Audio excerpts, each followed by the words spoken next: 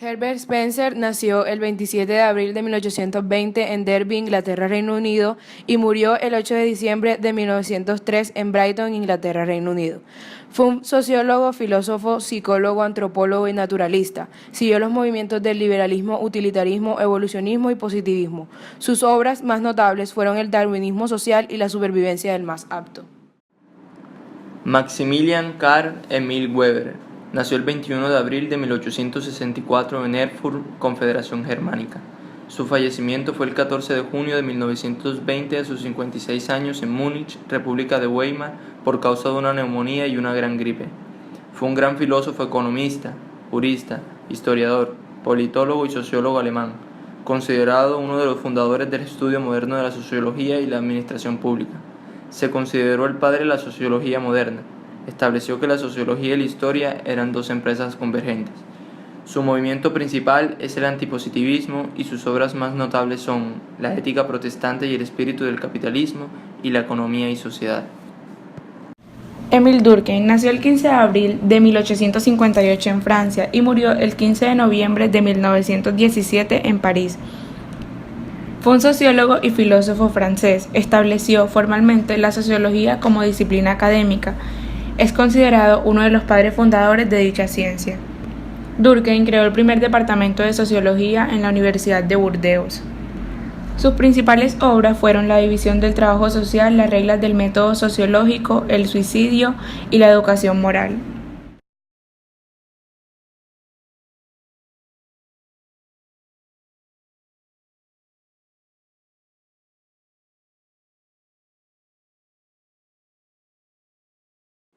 En cuanto a la estratificación social, Spencer planteó que lo necesario para el buen funcionamiento de la sociedad es la eficacia.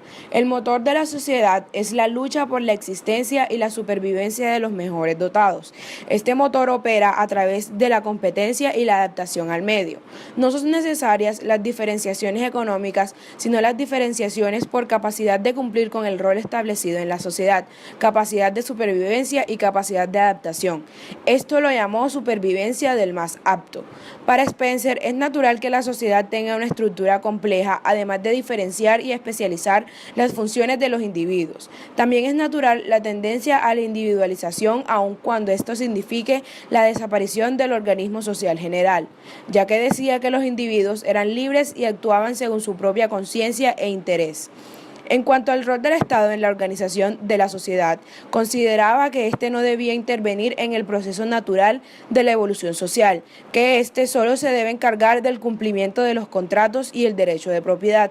También pensaba que el Estado no debía beneficiar de más a los individuos, ya que se deben brindar beneficios proporcionales al mérito y recompensas equivalentes a los servicios que prestan, ya que si los beneficios fuesen proporcionales a la inferioridad del individuo, se favorecería la propagación de los individuos inferiores. La especie se degeneraría progresivamente y la sociedad dejaría de ser funcional. Max Weber define las clases no en términos productivistas, o mejor dicho, no solamente de acuerdo a la participación de los sujetos en el proceso económico. Para Weber, además de las definiciones de clase, existen también las definiciones estamentales. No obstante, Max Weber está de acuerdo con Marx en que las clases dependen de su capacidad adquisitiva de las mercancías en cuanto a valor de uso, y agrega también la posición de los medios de producción. Pero este autor realiza su definición no solamente por medio de la provisión de bienes, él también agrega dos criterios más: la posición externa del sujeto y el destino personal del mismo. Solo de esa manera se puede, según Max Weber, realizar una definición de clase. Por medio del primer criterio, Weber define tres clases que son la clase propietaria, la clase lucrativa y la clase social. La primera se define como aquella que posee o que no posee propiedades. En esta primera, el nivel de patrimonio es el denominador principal de la clase. La clase lucrativa no es necesariamente la clase que posee los medios de producción o propiedades. La definición de esta clase radica completamente en el grado de éxito que ésta posee en el ámbito del mercado. Es decir, si le va bien en los intercambios, entonces una clase lucrativa de manera positiva, siendo negativa al contrario, si fracasa en dichos intercambios. Max Weber llama clase social a cómo le afecta a las mismas las llamadas situaciones de clase. Según este autor, se requiere una combinación tanto de la posesión de factores productivos como de las posibilidades de éxito en el ámbito mercantil. Por ende, Weber define las clases sociales como todo grupo humano que se encuentra en una igual situación de clase, y esta a su vez como el conjunto de probabilidades típicas de provisión de bienes, posición externa y destino personal, que derivan dentro de un determinado orden económico, de la magnitud y de la naturaleza de poder de disposición sobre bienes y servicios y de las maneras de su aplicabilidad para la obtención de rentas o ingresos. Weber insiste en que se debe hacer una clara distinción entre clase en sí y clase para sí.